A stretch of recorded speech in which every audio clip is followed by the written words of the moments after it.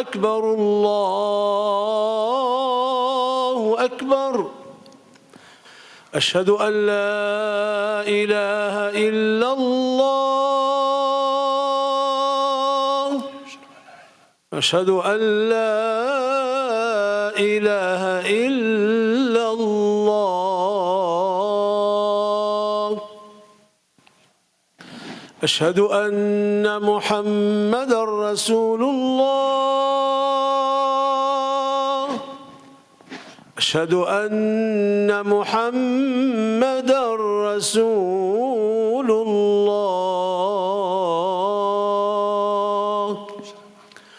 حي على الصلاة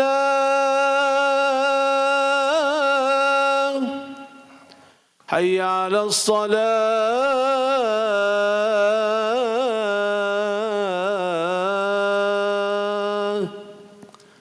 حي على الفلاح حي على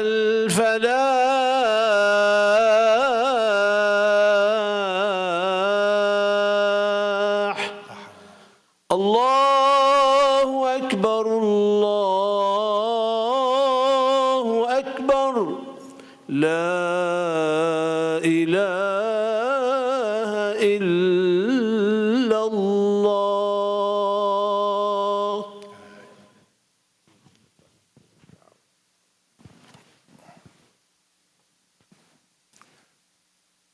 Alhamdulillahi Rabbil Alameen wal aqibatu lil muttaqeen wa la udwana illa ala adh-dhalimin. Wa ashhadu an la ilaha illallah wahdahu la sharika lah wa ashhadu anna Muhammadan abduhu wa rasuluh sallallahu alayhi wa ala alihi wa ashabihi wa man da'a bi da'watihi wa istanna bi sunnati ila yawmiddin sallam tasliman kathira.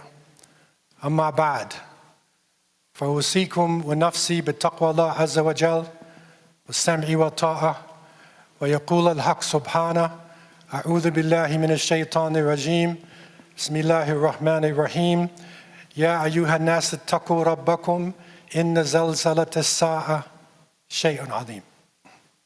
All praise are due to Allah, Lord of the worlds. And surely the best reward is for those who have taqwa. And surely there is no animosity except for the oppressor. And I bear witness that Allah is one and has no partners, and that Muhammad, the son of Abdullah, is his last messenger, his servant. And may Allah constantly, always send peace and blessings to Muhammad, to his family, to his companions, and all those who call to his way and implement his sunnah to the day of judgment. As to what follows, Allah subhanahu wa ta'ala has revealed to us in his mighty book, O you who believe, fear your Lord, for surely the quaking of the hour will be a terrible thing. O you who believe, as we approach the month of Dhul Hijjah, ending the month of Dhul Qa'dah, we recognize that we are living in traumatic times, changing times, eventful times. And it is critical for us, personally, with our families, with our communities, to strengthen our connection with the Creator of the heavens and the earth. Because ultimately the bottom line rests with Allah Azza wa Jal. And we will not be struck by anything that Allah had not willed. And our beloved Prophet Muhammad, peace and blessings be upon him, was blessed with Jami al-Kalim. He was blessed with a type of speech that with a few words encompassed a great meaning. These words not only were relevant in his time, but will continue to be explaining things to the believers to the day of judgment. Prophet, peace and blessings be upon him, in speaking about our ummah, our nation, and we have reached now close to 1 billion people. But the Prophet ﷺ said, an authentic hadith was reported in Abu Dawood and Ibn Majah and Imam Ahmed, Ummati hadhihi ummatun marhuma. Laysa alayha adhabun fil akhirah. Adhabuha fid dunya. Al-fitan wa zalazil wal qatl. The Prophet ﷺ said, this ummah, my nation, is a nation that has mercy on it. Its punishment, it's not in the next life, but the punishment is in this world. Fitan, zalazil, qatl. Fitan is the plural of fitna. Trials, tribulations, confusion. And the world we are living in today, with social media gone out of control, is a world of temptations and confusions, misunderstandings. It's a fitna. And Sadaqa Rasulullah alayhi salatu wasalam, it has never been seen on such an international level as today. And then the Prophet, peace be upon him, said, we would be struck with earthquakes.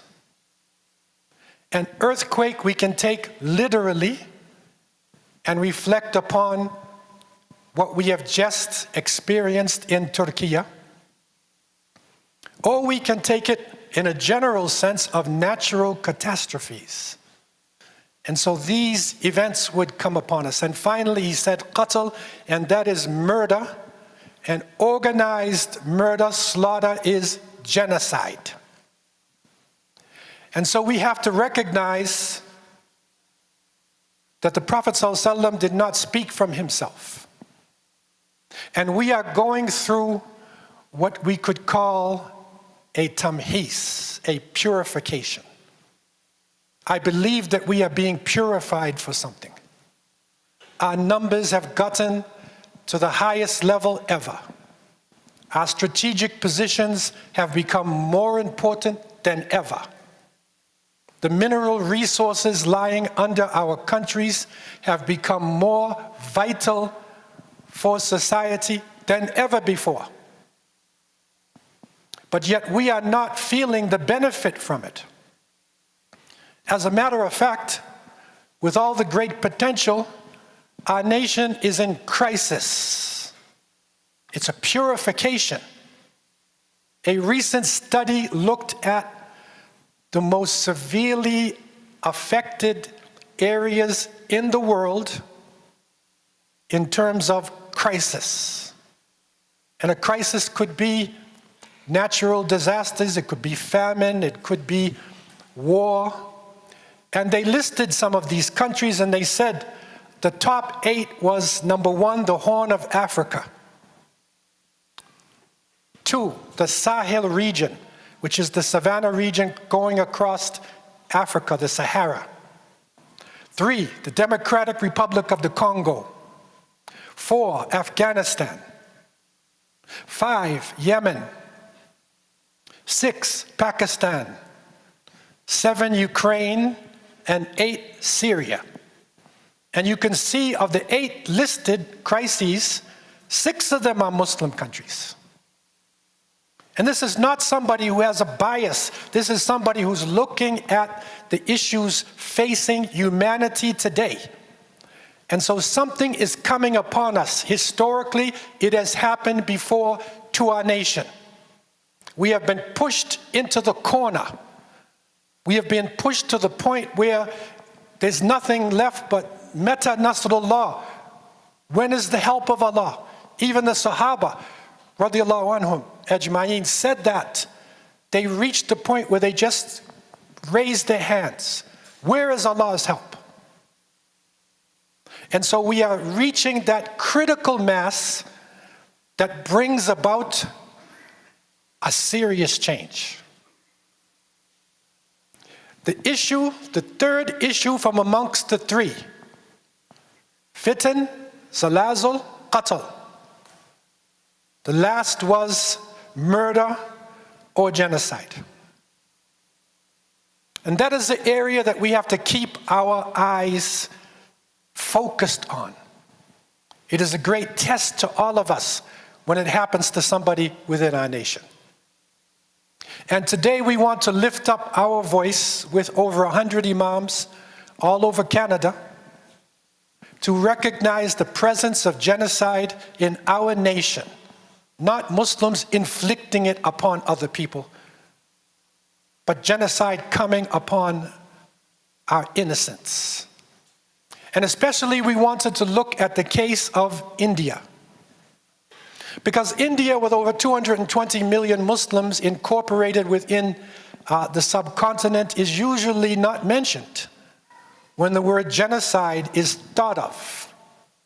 But yet what is happening there today requires us, along with remembering all our other areas, to take a little focus upon this, because what is happening is horrendous.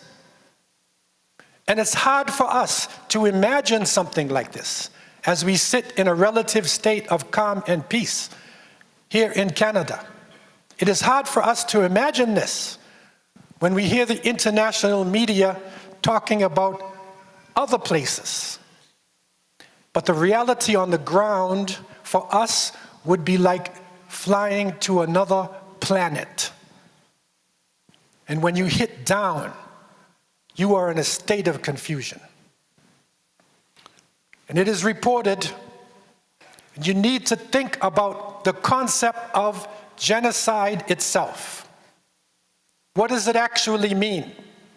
And the experts who have studied genocide, which is organized slaughter, they looked at 10 stages of genocide. And you think about these stages and what is happening. Number one, classification. People within a country had to be classified as the other, as the enemies. That's the first way they start the genocide. Two, symbolization. So the symbols of the people, in our case, the symbols, our masjids, with minarets, the hijab being worn by Muslim women, that has to be demonized, or it has to be negated as though it doesn't exist. Three, discrimination, exclusion from civil rights. So the body that genocide is going to hit, they are excluded from their civil rights. Four, dehumanization, equating them with insects and animals. Five, organization, special militias sent out against the targeted people. Six, polarization, hate speech, propaganda. Seven, preparation. The victims are identified and mass killings are planned. Number 8, persecution, forced displacement, shelters, concentration camps. Number 9, extermination. Now the actual extermination takes place.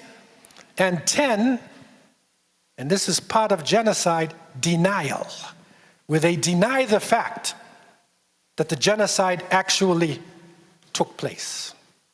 And so we see the situation right in front of our eyes. Those who are living, Muslims living in India, are subject to daily attacks. People's homes, shops, the masjids, daily attack as though we are here in peace. Imagine a mob coming at our masjid. Muslims are now considered in India as foreigners. They're outsiders. They're not actually Indians. Although India has always been a melting pot of so many different nations and religions over the centuries. Daily lynch mobs, remember the genocide, the organized militias, lynch mobs being sent out of Hindu extremists. And it's hard to even think. We here have our halal shops, all different types of halal. In one state alone, 50,000 halal meat shops were closed. and their crime was eating beef, a crime punishable by death. 1.9 million Muslims in Assam are now stateless. Officially, their citizenship taken away, stateless. Masjids under attack. Qur'ans being burnt. This is a daily reality. And the Prophet ﷺ said, and this is speaking not just to his companions, he's talking to us. Man ra'a minkum munkaran falyughayyirhu biyadi. If you see evil, change it with your hands. فَإِن لَمْ يَسْتَطِيعْ فَبِلِسَانِهِ. If you cannot do that, then say something. فَإِن لَمْ يَسْتَطِيعْ فَبِقَلْبِي وَذَلِكَ أَضْعَفُ الْإِيمَانِ. And if you can't even do that, then at least feel it inside yourself. Not just saying the word, but feel it. But that is the weakest form of faith. So we can't sit still. We have to make dua for our people on the ground everywhere these organized genocides are taking place. We need to donate. We need to give of ourselves, especially to groups in advocacy. It is now not just the time not just to give to relief organizations, that is important, but those who advocate, because these genocides in most cases are stopped when an organized power stands in the way of the genocide.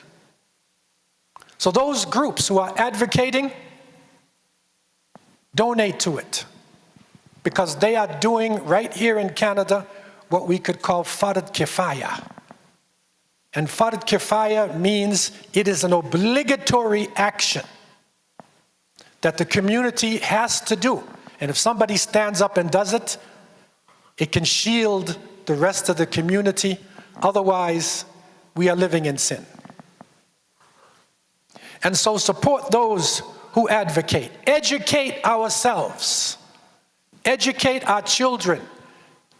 Educate our communities as to what is actually happening.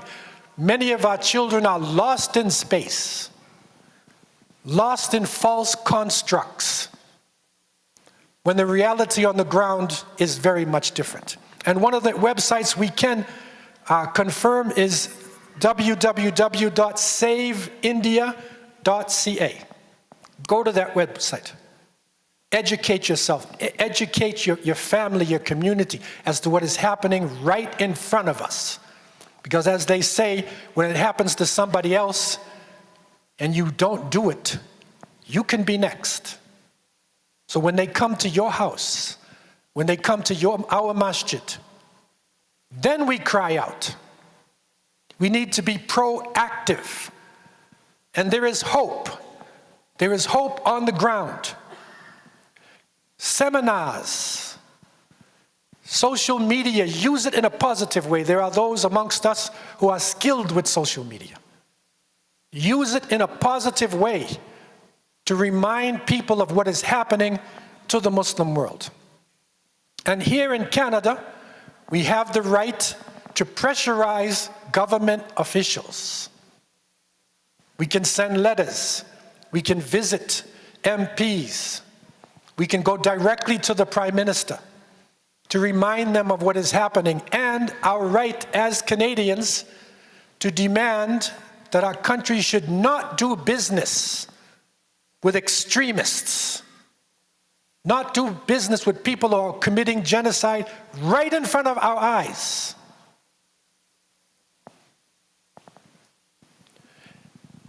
And our country, if it really does stand for freedom, justice, equality, it should be banning all extremist groups. So any of these extremist groups that show their heads right here, they should be banned by the society. And if we don't stand up and demonstrate and contact and do something, nobody's gonna listen. It'll be wiped out. It'll be pushed to the side. This is a test that we are under. This is a test that we are seeing our people going through. But in many cases, those people who were under the gun turned out to be the strongest at the end. Those who thought they were safe get confused when the fire touches them. And so this is a reminder from the mimbars all over this country today. It's a reminder about the situation in India, and it's also a reminder of the situations happening throughout the Muslim world. That we should not forget this, that we need to make this part of our identity. What is it to be a Muslim? Is it only to fast? Is it only to pray? No, being Muslim means that you see evil and you do something. You don't sit still. Taqwa is made up al-khawf wal-raja. It is the fear of Allah. It is the hope in Allah. It's a stimulant. Taqwa should stimulate us to be aware of what is happening right around us and to be constantly vigilant as to what is happening in the world, because we are an ummah. And an ummah is a nation just like your body. And as the Prophet ﷺ said, if part of the body is in pain and suffering, then the body reacts to that. And fever comes and different actions go inside your blood. We are one nation and we need to react to what is happening to Muslims wherever it is in this planet. I leave you with these thoughts. أقول قولي هذا وأستغفر الله لي ولكم ولسائر المسلمين من كل ذنب استغفروا إنه هو الغفور الرحيم. أستغفر الله.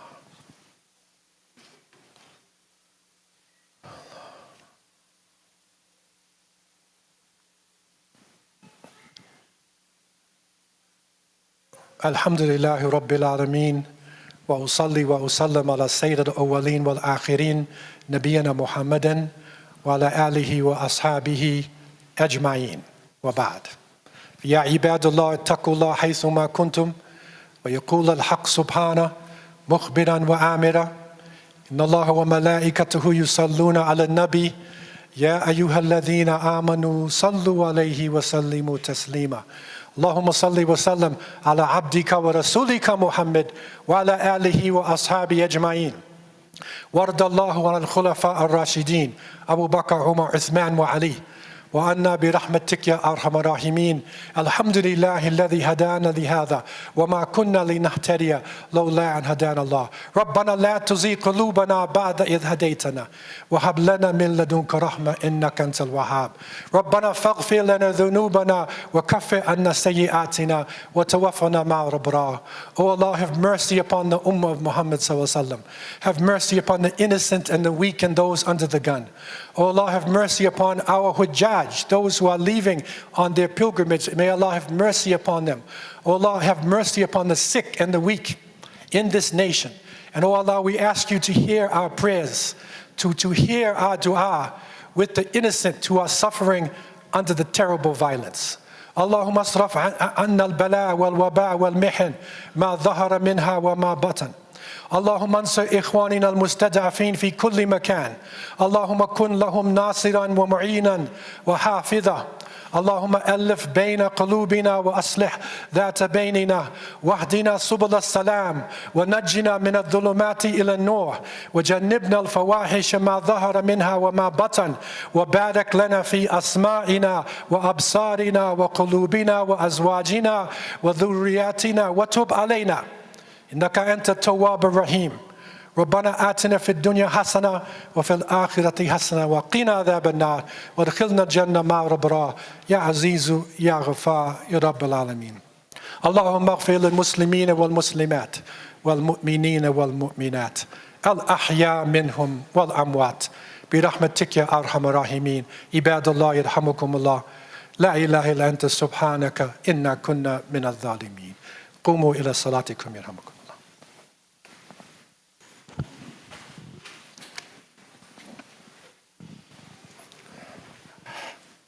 الله أكبر الله أكبر. أشهد أن لا إله إلا الله أشهد أن محمدا رسول الله